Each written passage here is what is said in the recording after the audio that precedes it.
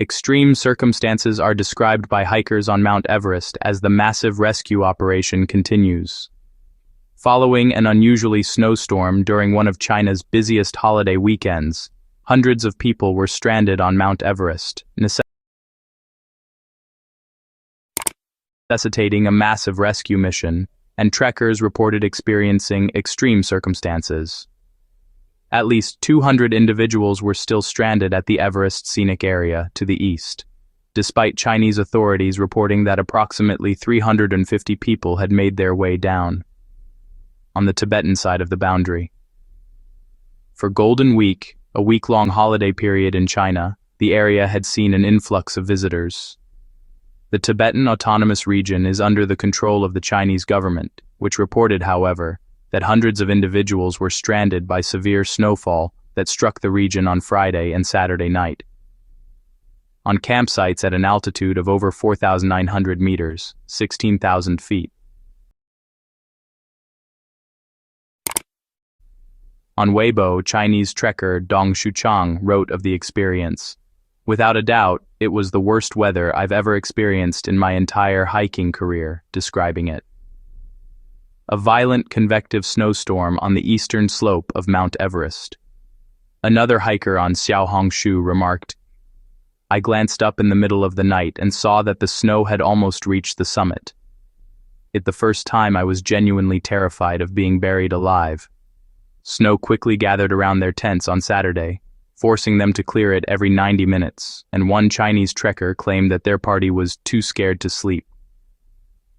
As the weather deteriorated, they made the decision to come down on Sunday. "We met our guide's father on the route. He was out looking for him. It was then that we discovered there was a lot of snow in the valley." In addition, the people of the village were very concerned since they could not reach their children on the mountain. Everest's northern and eastern flanks are more accessible and popular than places on the Nepalese side of the boundary. For less complex hiking, without reaching the summit. Online images and footage revealed tents covered in snow and trekkers moving across waist-deep drifts to descend the mountain. The snow was quite deep and the route was really slick. One hiker reported, "Trekkers frequently stumbled. Some fell, others were bumped by yaks," noting that everyone made a safe descent and was taken by bus. According to state media, around 350 individuals arrived in Kudang, a little village some 30 miles from the Tibetan side of the Everest base camp, in good health, by Sunday afternoon. According to the reports, at least 200 more individuals were still stranded but had been reached. Hundreds of rescue workers, according to Jimu News, went up the mountain to help people and remove snow from the path leading out. On Monday, there was minimal official reporting or new information regarding the rescue operation. It was also uncertain if the weather had impacted anyone on the Tibetan side of Everest, which is also in Tibet. The Chinese government has tight control over the area and journalistic access is limited. Local communications seem to have been impacted by the weather as well, as seen by the inability to reach local businesses by phone. When they got to Kudang, numerous hikers reported that the electricity was out.